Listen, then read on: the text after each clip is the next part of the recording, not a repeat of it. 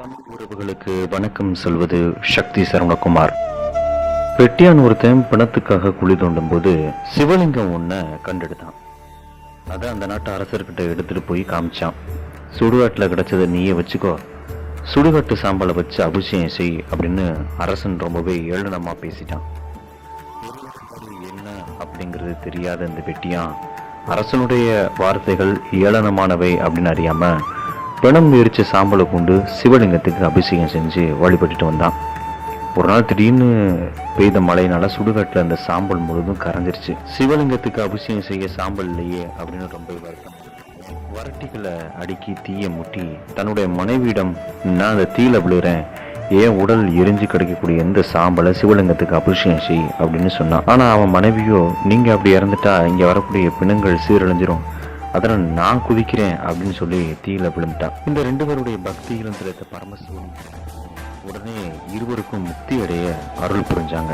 இதை கேட்ட அரசன் சிவலிங்கத்திற்கு பன்னீர் பஞ்சாமிர்தம் வாசன திரவியங்களால் அபிஷேகம் செய்த எனக்கு காட்சி தராத இறைவன் சுடுகாட்டு சாம்பலையும் பழைய சொத்தையும் கொடுத்தவனுக்கு மோட்சம் அளிச்சிருக்கிறாரே அப்படின்னு வருந்தினாலும், பக்தி என்பது ஆடம்பரத்தில் இல்லை, அது அன்பில் மட்டுமே மனம்.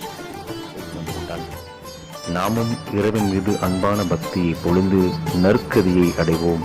வாழ்த்துக்களோடு சக்தி சரவணகுமார்.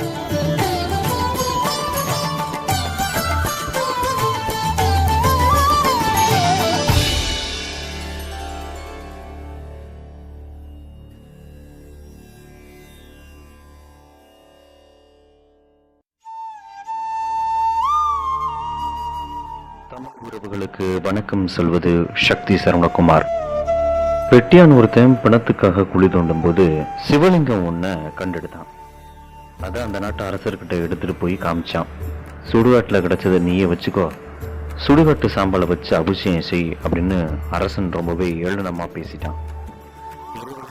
என்ன அப்படிங்கிறது தெரியாத இந்த வெட்டியான் அரசனுடைய வார்த்தைகள் ஏளனமானவை அப்படின்னு அறியாம பிணம் எரிச்ச சாம்பலை கொண்டு சிவலிங்கத்துக்கு அபிஷேகம் செஞ்சு வழிபட்டுட்டு வந்தான். ஒரு நாள் திடீர்னு பெய்த மழையினால சுடுகாட்டில் அந்த சாம்பல் முழுதும் கரைஞ்சிருச்சு. சிவலிங்கத்துக்கு அபிஷேகம் செய்ய சாம்பல் இல்லையே அப்படின்னு ரொம்ப வருத்தம். வரட்டிகளை அடுக்கி தீய முட்டி தன்னுடைய மனைவியிடம், நான் அந்த தீயில விழுறேன், ஏன் உடல் எரிஞ்சு கிடைக்கக்கூடிய எந்த சாம்பலை சிவலிங்கத்துக்கு அபிஷேகம் செய் அப்படின்னு சொன்னான். ஆனா அவன் மனைவியோ, நீங்க அப்படி இறந்துட்டா இங்க வரக்கூடிய பிணங்கள் சீரழிஞ்சிரும், அதனால் நான் குதிக்கிறேன் அப்படின்னு சொல்லி தீயில விழுந்துட்டான். இந்த ரெண்டு பேருடைய பக்தியிலும் திளைத்த பரமசிவன் உடனே இருவருக்கும் முக்தி அடைய அருள் புரிஞ்சாங்க.